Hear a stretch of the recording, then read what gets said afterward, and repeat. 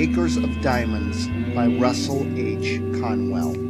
Part 2. But it serves simply to illustrate my thought, which I emphasize by saying, if you do not have the actual diamond mines, literally, you have all that they would be good for you, because now that the Queen of England has given the greatest compliment ever to be conferred upon American women for her attire, because she did not appear with any jewels at all at the late reception in England, it has almost done away with the use of diamonds anyhow. All you would care for would be the few you would wear if you wish to be modest, and the rest you would sell for money. Now then, I say again that the opportunity to get rich, to attain into great wealth, is here in Philadelphia now, within the reach of almost every man and woman who hears me tonight. I mean just what I say. I have not come to this platform, even under these circumstances, to recite something to you. I have come to tell you what in God's sights I believe to be the truth. And if the years of life have been of any value to me in the attainment of common sense, I know I am right. But the men and women sitting here who found it difficult perhaps to buy a ticket to this lecture or gathering tonight have within reach acres of diamonds, opportunities to get largely wealthy. There never was a place on earth more adapted than the city of Philadelphia today, and never in the history of the world did the poor man without capital have such an opportunity to get rich quickly and honestly as he has now in our city. I say this is the truth, and I want you to accept it as such, for if you think I have come to simply recite something, then I would better not be here. I have no time to waste with any such talk, but to say things I believe, and unless some of you get richer for what I am saying tonight, my time is wasted. I say to you, you ought to get rich. It is your duty to get rich. How many of my pious brethren say to me, do you, a Christian minister, spend your time going up and down the country advising young people to get rich, to get money? Yes, of course I do, they say. Isn't that awful? Why don't you preach the gospel instead of preaching about man's making money? Because to make money honestly is to preach the gospel.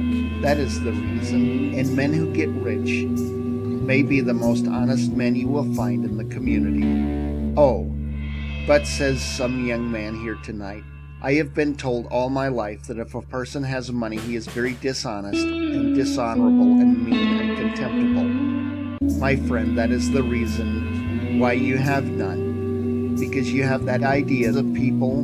The foundation of your faith is altogether false. Let me say here clearly, and let me say it briefly, though subject to discussion, which I have not time for here, 98 out of 100 of the rich men of America are honest. That is why they are rich. That is why they are trusted with money. That is why they carry on great enterprises and find plenty of people to work with them. It is because they are honest men. Says another young man, I hear sometimes of men that get millions of dollars dishonestly. Yes, of course you do, and so do I.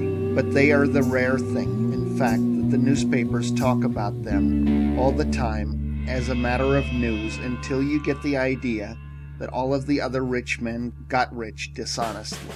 My friend, you take and drive me, you furnish the auto out to the suburbs of Philadelphia and introduce me to the people who own their homes around this great city. These beautiful homes with gardens and flowers, these magnificent homes so lovely in their art. And I will introduce you to the very best people in character, as well as in enterprise, in our city. And you know I will. A man is not really a true man until he owns his own home. And they that own their homes are made more honorable and honest and pure and true and economical and careful by owning the home. For a man to have money, even in large sums, is an inconsistent thing. We preach against covetousness, and you know we do in the pulpit, and oftentimes preach against it so long, and we use the term about filthy lucre so extremely that Christians get the idea that when we stand in the pulpit, we believe it is wicked for any man to have money until the collection basket goes around, and then We almost swear at the people because they don't give more money. Oh, the inconsistency of such doctrines as that. Money is power, and you ought to be reasonably ambitious to have it. You ought, because you can do more good with it than you can without it.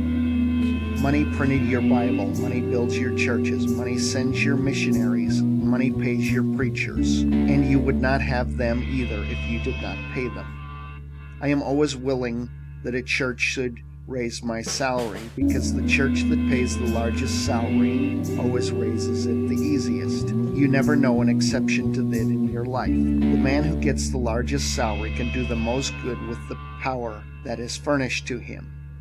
Of course, he can, if his spirit is right, to use it for what it is given to him. I say then, you ought to have money, if you can honestly attain your riches in Philadelphia. It is your Christian and godly duty to do so. It is an awful mistake of those pious people who think you must be awfully poor in order to be pious. Some men say, don't you sympathize with the poor people? Of course I do, or else I would not have been lecturing these years. I won't give in, but what I sympathize with the poor, but the number of poor are to be sympathized with are very small. To sympathize with a man who God has punished for his sins, thus to help him, when God would still continue a just punishment, is to do wrong. No doubt about it. And we do more than we help those who are deserving. Well, we should sympathize with God's poor, that is, those who cannot help themselves. Let us remember there is not a poor person in the United States who is not made poor by his own shortcomings, or the shortcomings of someone else. It is all wrong to be poor. Let us give in to the argument and pass that to one side. A gentleman gets up back here and says, don't you think there are some things in this world that are better than money? Of course I do, but I am talking about money now. Of course there are some things higher than money. Oh yes, I know, by the grave that has left me standing above, that there are some things in this world that are higher and sweeter and purer than money. Well, I do know there are some things higher and grander than gold. Love is the grandest thing on God's earth, but fortunate the lover who has plenty of money. Money is power, money is force. Money will do good as well as harm in the hands of good men and women. It could accomplish, and it has accomplished good. I hate to leave that behind me. I heard a man get up in a prayer meeting in our city and thank the Lord, for he was one of God's poor. Well, I wonder what his wife thinks about that. He earns all the money that comes into this house, and he smokes a part of it on the veranda. I don't want to say any more of the Lord's poor of that kind, and I don't believe the Lord does, and yet there is some people who think in order to be pious you must be awfully poor and awfully dirty. That does not follow at all. While we sympathize with the poor, let us not teach a doctrine like that. Yet the age is prejudiced against advising a Christian man, or as a Jew would say, a godly man, from attaining unto wealth. The prejudice is so universal, and the years are far enough back, I think, for me to safely mention that years ago at Temple University there was a young man in our theological school who thought he was the only pious student in that department. He came into my office one evening and sat down by my desk and told me, "Mr. President, I think it is my duty, sir, to come in and labor with you." "What has happened now?" said he. "I heard you say at the academy that the Pierce School commencement that you thought it was an honorable ambition for a young man to desire to have wealth, and that you thought it made him temperate, made him anxious to have a good name, and made him industrious. You spoke about man's ambition to have money helping to make him a good man. Sir, I have come to you to tell you the Holy Bible says that money is the root of all evil." I told him I had never seen it in the Bible, and advised him to go out to the chapel and get the Bible and show me the place. So out he went for a Bible, and as soon as he stalked into my office with the Bible open, with all the bigoted pride of a narrow sectarian, or of one who founds his Christianity on some misinterpretation of Scripture, he flung the Bible down on my desk and fairly squealed into my ear. "There it is, Mr. President. You can read it for yourself," I said to him. "Well, young man, you will learn when you get a little older that you cannot trust another denomination to read the Bible for you. You belong to another denomination. You are taught in a theological school, however, that emphasizes the exegesis. Now you will take that Bible and read it yourself and give it the proper emphasis to it." He took the Bible and proudly read, "The love of money is the root of all evil." Then he had it right. And when one does quote aright from the same old book, he quotes the absolute truth. I have lived through 50 years of the mightiest battle that old book has ever fought, and I have lived to see its banners flying free. For never in the history of this world did the great minds of earth so universally agree that the Bible is true, all true, as they do at this very hour. So I say that when he quoted right, of course he quoted the absolute truth. The love of money is the root of all evil. He who tries to attain unto it too quickly or dishonestly will fail into the many snares, no doubt about that. The love of money, what is that? It is making an idol of money, an idolatry pure and simple, everywhere has condemned by the Holy Scriptures and by man's common sense. The man that worships the dollar instead of thinking of its purposes for which it ought to be used, the man who idolizes simply money, the miser that hoards his money in the cellar or hides it in a stocking or refuses to invest it where it will do the world good, that man who hugs the dollar until the eagle squeals, in him the root of all evil. I think I will leave that behind now and answer the question of nearly all of you who are asking, is there an opportunity to get rich in Philadelphia? Well now, how simple a thing it is to see where it is. The instant you see where it is yours. Some old gentleman gets up there in back and says, "Mr. Conwell, have you lived in Philadelphia for 41 years and you don't know that the time is gone when you can make anything in this city?" No, I don't think it is. Yes, it is. I have tried it. What business are you in? I kept a store here for 20 years and never made over $1,000 in the whole 20 years. Well then, you can measure the good you have been to this city by what the city has paid you. Because a man can judge you very well with what he is worth by what he receives. That is, in what he is to the world at this time. If you have not made over $1,000 in 20 years in Philadelphia, it would have been better for Philadelphia if they kicked you out of the city 19 years and 9 months ago.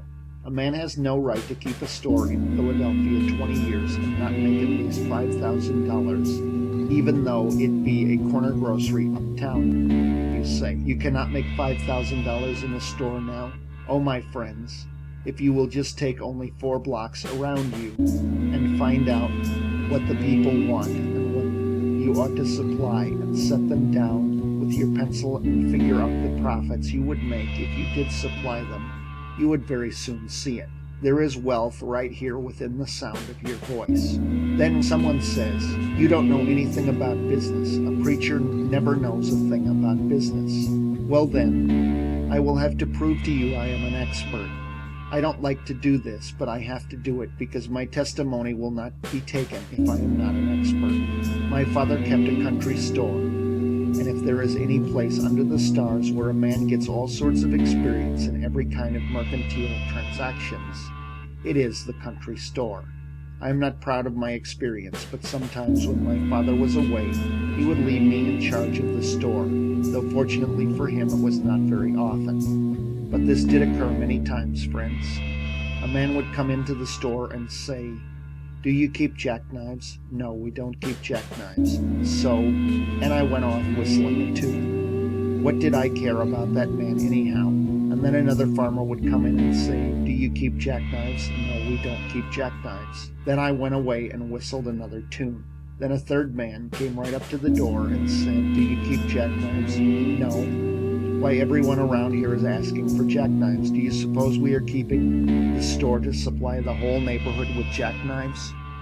Do you carry on this store like that in Philadelphia?" The difficulty was I had not learned the that the foundation of godliness and the foundation of principle of success in business are both the same precisely. When a man says, "I cannot carry my religion into business," he advertises himself either as being an imbecile in business or on the road to bankruptcy or a thief, one of the three. Sure, he will fail within a very few years. He certainly will if he doesn't carry his religion into business. If I had been carrying on my father's store on a Christian plan, godly plan, I would have had a jackknife for the third man when he called for it. Then I would have actually done him a kindness, and I would have received a reward myself, which would have been my duty to take. There are some over-pious Christian people who think if they take a profit on anything you sell, you are an unrighteous man. On the contrary, you would be a criminal to sell goods for less than they cost. You have no right to do that. You cannot trust a man with your money who cannot take care of his own. You cannot trust a man in your family who is not true to his own wife. You cannot trust a man in the world who does not begin with his own heart, his own character, and his own life.